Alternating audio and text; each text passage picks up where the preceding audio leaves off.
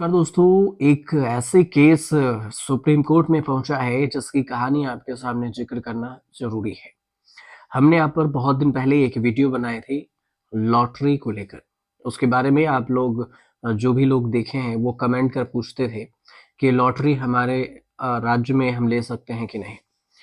इस लॉटरी को जो टिकट निकाल रहे थे, लॉटरी किंग के नाम से जाने जाते हैं, और उसके बारे में सुप्रीम कोर्ट में एक मामला पहुंचा। दरअसल क्या मामला है ये पूरा समझिए कि सुप्रीम कोर्ट के प्रेशर से 7 दरवाजों में बंद बीजेपी की जो फेवरेट स्कीम रही इलेक्टोरल बॉन्ड का डेटा बाहर आया, तो फिर चर्चा कई तरह की होने लगी और सबसे ज्यादा चर्चा सेंटियागो मार्टिन की। सेंटियागो मार्टिन का सबसे बड़ा परिचय यही है कि उन्हें लॉटरी किंग कहा जाता है। फ्यूचर गेमिंग नाम की कंपनी से बिजनेस चमकता रहा और लॉटरी खेलने वाले सेंटियागो मार्टिन को राजनीति का चस्का लगा था, जिसका चस्का बीजेपी भाजपाई नहीं, भाजपाई विरोधी था। इलेक्टोरल बॉन्ड का पिटारा खुला तो पता चला कि पॉलिटिकल जो चंदा देने के लिए सेंटियागो मार्टिन ने सबसे ज्यादा बॉन्ड्स खरीदे थे। 2019 से 2024 के बीच में 1368 करोड़ रुपए के बॉन्ड खरीदे। बीजेपी की झोली में तो बस ढेला गया, लेकिन विरोधियों की झोली में बहुत सारा ज्यादा पैसा। सबसे ज्यादा जो लाभार्थी इसके निकले वो टीएमसी, जैसे सेंटियागो मार्टिन ने 542 करोड़ रुपए चंदा दिए थे। डीएमके को 503 करोड़ मिला, वाईएसआर कांग्रेस को 154 करोड़ रुपए चंदा मिला और बीजेपी के हिस्से में आई तो सिर्फ 100 करोड़ रुपए का इलेक्टोरल बॉन्ड से चंदा। सेंटियागो मार्टिन कई साल से कई तरह जांच घोटाले के आरोप में भी घिरे रहे। 2019 के इनकम टैक्स की बात करें तो इसमें 2021 के ईडी की जांच के लपेटे में आए। सिक्किम में करीब 900 करोड़ रुपए के लॉटरी घोटाले की जांच भी तेज हो गई। जांच में घुसी ईडी ने ताबड़तोड़ रेड मारी और नवंबर में मार्टिन के घर, परिवार, कंपनी समेत तमिलनाडु, बंगाल, कर्नाटक, उत्तर प्रदेश, मेघालय, पंजाब में 22 ठिकानों पर रेड मारी गई थी। हालांकि तमिलनाडु पुलिस ने मार्टिन के खिलाफ एफआईआर क्लोज कर दिया था, लेकिन मद्रास हाई कोर्ट ने ईडी को एक्शन की इजाजत दे दी थी। मार्टिन और उनके सहयोगियों पर 900 करोड़ रुपए से अधिक के मनी लॉन्ड्रिंग का आरोप लगा था। रेड में जो बरामद सामान हुई थी सेंटियागो मार्टिन के, वो थे मोबाइल और लैपटॉप थे। ईडी ने इसे कब्जे में ले लिए थे। इसकी जो ड्यूअल सिम वाले 17 मोबाइल थे, data dump computer, hard disk थे, पेन ड्राइव और ईमेल बैकअप शामिल था।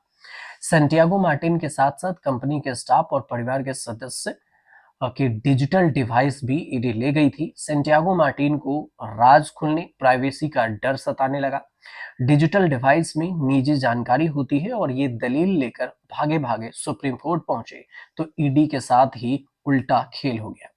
खेल ये हुआ कि देश का सिस्टम क्लीन करने के लिए करप्शन की जांच कर रही ईडी फाइलें सुप्रीम कोर्ट में अब लेकर आए दिन धराशायी हो रही है। ईडी की फाइलें धराशायी हो रही है। इसी में ईडी ने जितने बड़े बड़े नेताओं को धड़ दबोचा था, सुप्रीम कोर्ट के आदेश पर वो नेता छूट गए। सेंटियागो मार्टिन को भी बड़ी राहत सुप्रीम कोर्ट ने दे दी। मार्टिन के केस में सुप्रीम कोर्ट से ईडी को केवल झटका नहीं लगा, बल्कि आगे की जांच के लिए भी हाथ बांध दिए गए। सुप्रीम कोर्ट ने ईडी के जांच के लिए मोटी लक्ष्मण रेखा खींच दी है और ईडी के लैपटॉप, किसी के लैपटॉप या मोबाइल फोन से डेटा एक्सेस नहीं करने की बात कही है सुप्रीम कोर्ट ने। इस फैसले के जो पहले लाभार्थी बने हैं वो सेंटियागो मार्टिन, जिनके मोबाइल और लैपटॉप का डेटा अब ईडी एक्सेस नहीं करेगी। आदेश निकला है कि नवंबर में जब्त मोबाइल लैपटॉप से डेटा एक्सेस का कॉपी करने की कोशिश न करे ईडी। आगे की जांच में भी किसी के मोबाइल लैपटॉप को हाथ नहीं लगा पाएगी ईडी। एक रिपोर्ट छपी इंडियन एक्सप्रेस की और इस रिपोर्ट में कहा गया कि जस्टिस अभय एस ओका और जस्टिस पंकज मित्तल की बेंच ने मोबाइल लैपटॉप एक्सेस कर आदेश देते हुए रूलिंग दी है कि सेंटियागो मार्टिन के फ्यूचर गेमिंग केस की सुनवाई दूसरे मामलों के साथ होगी। सुप्रीम कोर्ट में मोबाइल लैपटॉप एक्सेस को लेकर 4 केस पेंडिंग है। अमेजन इंडिया के कर्मचारियों का एक केस है जिसमें ईडी की ओर इलेक्ट्रॉनिक डिवाइस मांगने को भी चुनौती दी गई। न्यूज क्लिक का भी एक केस है जिसमें आरोपियों के मोबाइल फोन लैपटॉप जब्त किए गए। याचिकाकर्ता ने सुप्रीम कोर्ट से लैपटॉप और मोबाइल फोन को लेकर गाइडलाइन जारी करने की मांग भी की हुई है। अंडमान में जन्मे सैंटियागो मार्टिन एक वक्त में मजदूरी किया करते थे। बचपन में इन्हें मजदूरी करने और फिर उसके बाद ये म्यांमार चले गए। भारत लौटकर तमिलनाडु में चाय की दुकान पर काम करने लगे। जिंदगी यहीं से बदलने शुरू हुई। लॉटरी टिकट को लेकर तमिलनाडु के लोगों का जोश देखकर सैंटियागो भी लॉटरी टिकट बेचने लगे।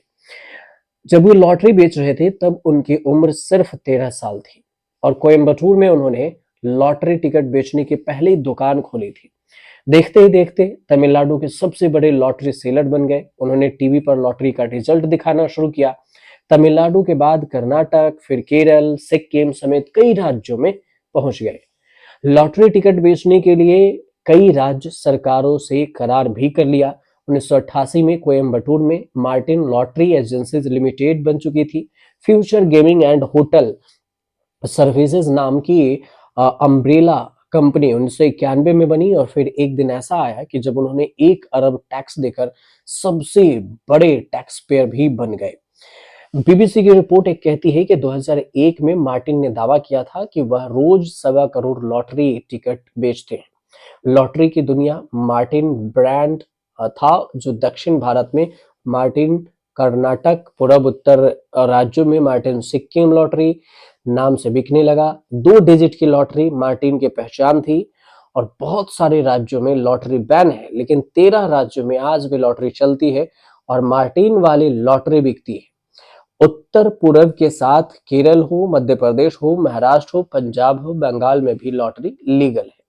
मार्टिन की कंपनियों में करीब 1000 स्टाफ लॉटरी बिजनेस में लगे हुए हैं। लॉटरी से जुड़े हुए सैंटियागो मार्टिन लॉटरी से होने वाले नुकसान के लिए जिम्मेदार ठहराए जाने लगे। 2003 में जयललिता सरकार ने लॉटरी बैन करके बड़ा झटका दिया।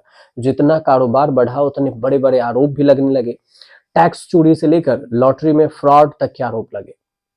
बात 2011 की आई। जयललिता की सरकार ने मार्टिन को गिरफ्तार करके जेल में भी डाल दिया। लॉटरी फ्रॉड के आरोप केरल, सिक्किम में भी लगने शुरू हुए, लेकिन किसी केस में मार्टिन का गुनाह साबित नहीं हुआ।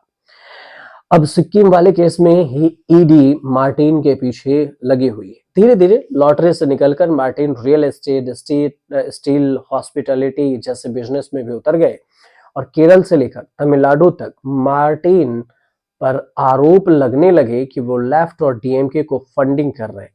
तमिलनाडु में लॉटरी बैन होने के बाद भी जब इलेक्टोरल बॉन्ड से डीएमके को मोटा चंदा मिले, तब भी स्टालिन पर सवाल उठे कि क्यों और कैसे मार्टिन से चंदा ले रहे हैं। अब तो मार्टिन रियल एस्टेट, आईटी और अल्टरनेटिव एनर्जी जैसे कई बिजनेस में भी हाथ आजमाए। मार्टिन ग्रुप ऑफ कंपनीज के फाउंडर और चेयरमैन भी बन गए। आपको जानकारी सही लगी हो तो चैनल को सब्सक्राइब कीजिएगा, शेयर कीजिएगा, कमेंट जरूर कीजिएगा।